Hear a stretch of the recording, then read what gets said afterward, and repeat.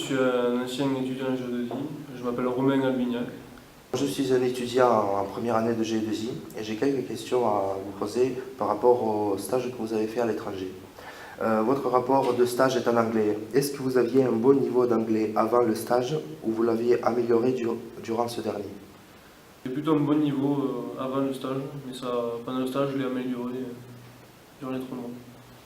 Comment vous avez obtenu votre stage?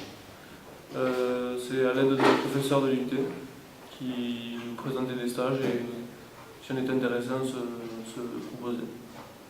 Et pour y aller, je suppose que ça doit être cher. Est-ce que vous avez eu des aides ou quelque chose? On a eu 2 aides, une du Crous de 800 € et une du Midi-Pyrénées qui c'est 70 € par semaine, c'est à peu près 840 € pour 12 semaines. 12 semaines, ça doit être long. Est-ce que des profs vous ont contacté durant le stage ou est-ce qu'il y a eu un contact avec le G2I? Oui, j'ai gardé contact avec le professeur qui m'a trouvé le stage. Et au niveau des horaires, comment ça se passe? Alors, vu que c'était une ONG et pas une entreprise, j'avais des horaires qui n'étaient pas spécialement fixes. J'avais à peu près 6 heures par jour. L'adaptation, comment ça s'est passé? Il y a eu une ou 2 semaines pour s'habituer à la culture péruvienne qui est plutôt différente par rapport à la culture française. Et au niveau du travail, est-ce que vous avez réutilisé les compétences acquises en G2I? Ouais, mon stage qui était plutôt basé sur l'électronique, j'ai plutôt bien réutilisé tout ce que j'ai appris en électronique et surtout ce que j'ai appris en seconde année dans l'étude de composants et le choix des composants.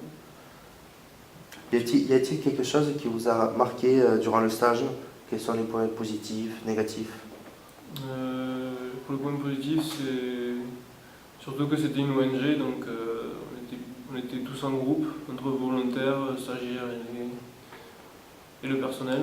Du coup, il y avait une très bonne entente et ils nous laissaient souvent des week-ends pour qu'on puisse voyager dans tout le Pérou et profiter des moments libres.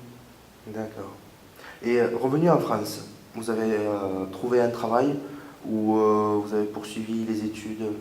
Moi j'ai poursuivi les études, je suis en licence de ZEA, c'est à Paul Sabatier, et de l'électronique et de l'automatique, électrotechnique.